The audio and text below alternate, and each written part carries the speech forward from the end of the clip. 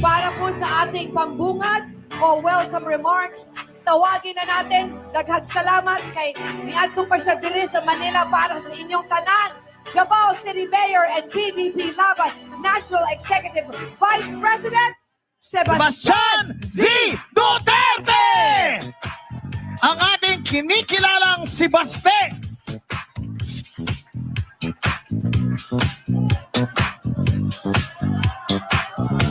Palakpakan po natin uli, Sebastian Z. Duterte!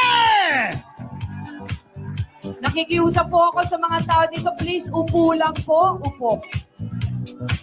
Sa ating pinakamamahal na Pangulo at Chairman ng Partido Demokratiko Pilipino, Pangulong Rodrigo Roa Duterte, sa lahat ng mga kasapi ng PDP, mula sa mga opisyal at mga miyembro sa buong Pilipinas, sa ating mga kapwa Pilipino, isang makasaysayang araw sa ating lahat.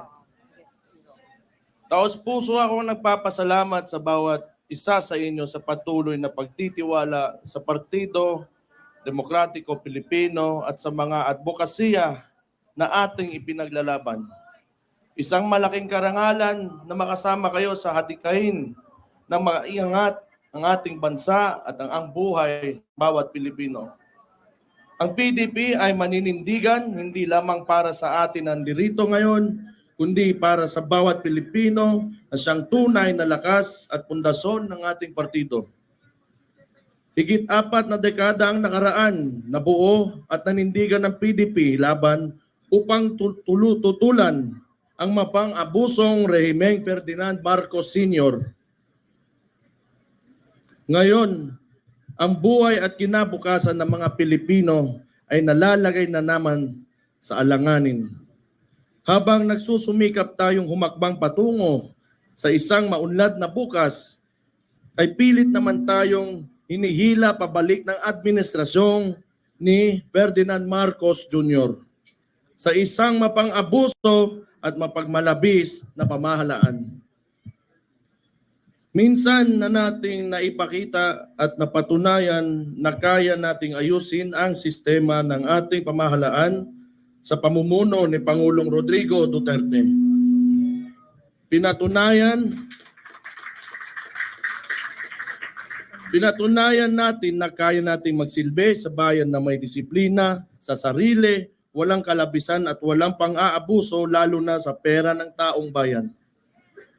Huwag nating sayangin ang mandato na ibinigay sa atin ng ating mga kababayan. Huwag nating sayangin ang mga buhay na itinaya ng ating mga kapwa Pilipino, lalo na ng mga pulis at sundalo, para lamang maipaglaban ang kapayapaan at kalayaan ng ating bansa.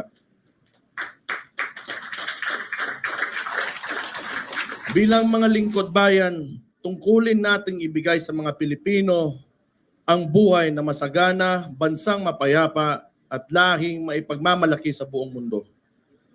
Bilang mga tunay na kasapi ng PDP at boses ng mga Pilipino, patuloy tayong makikilahok, magsasalita at makikipaglaban.